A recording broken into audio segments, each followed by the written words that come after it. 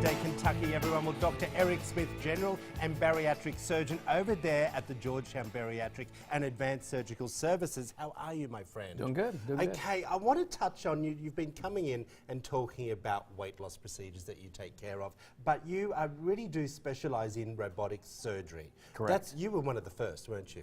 Yeah, well, we started the program here at Georgetown. And this is something that I think people are interested in what is a robotic surgery to begin with?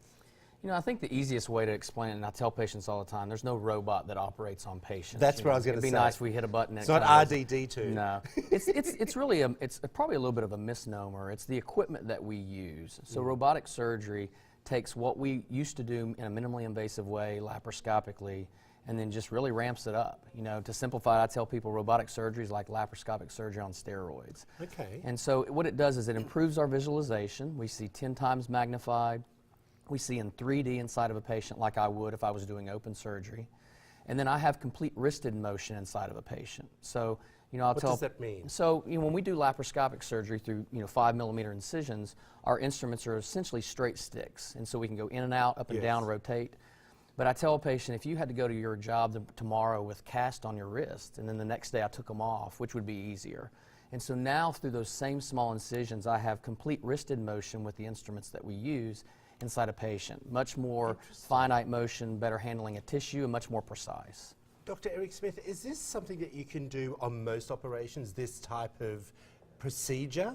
Robotic surgery is all like, let's just say I wanted, and I was having some stitching done, I cut myself and there was a few tendons. Right. Is that the type of surgery? Surgeries like that, it's probably not necessary, because we don't have to create any more tissue trauma to do that without using a robot. But to do like the bariatric surgeries that we do, to do colon resections for colon cancer that I'll do. So very advanced. Yeah, large procedures that required large incisions now we can do through 4 or 5 incisions that may range from 5 to 10 millimeters in size. Well, we're going to bring up some video while we're talking about this now as well. And this is what you're talking about when it comes to the robotic. Right, so this is just a simulation to show people, but this is a very small grape, and essentially in the video, the peeling of the grape is being removed and then sutured back down. You were peeling the grape? That's obviously not something that we could do with our own eyes or with our own hands because we wouldn't be able to see as well.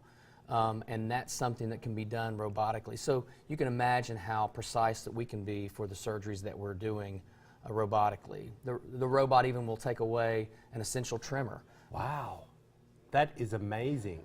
And it looks very steady. Right. Very little human error. Exactly. With what's going on here. This was a very interesting question which I found fascinating. How many of your surgical cases are done robotically versus laparoscopic? Right. So now probably of all the minimally invasive surgeries I do, I would say 85 to 90% are done robotically. This past year in 2016, we did about 470 robotic surgeries just in that year alone. Different pricing? No. Because it's all mostly done So through when a health patient insurance. has, say, a sleeve gastrectomy done robotically, they're going to be billed as if they had it done laparoscopically. It's a huge investment the hospital makes because they feel like it's better for the patient. Okay. And so it's not something that gets charged to the patient, but we feel like it creates better outcomes, so therefore it's an investment worth making on behalf of the institution. And that's what I was about to say. You don't say, hey, I want to make sure I have the robot today. Right. It's just part of the service. Exactly. These are already surgeries you have to know how to do in a minimally invasive way. What does it mean to be a mentor case observation site? So we are a mentor case observation or epicenter for Intuitive Surgical. That's the company that makes the robot.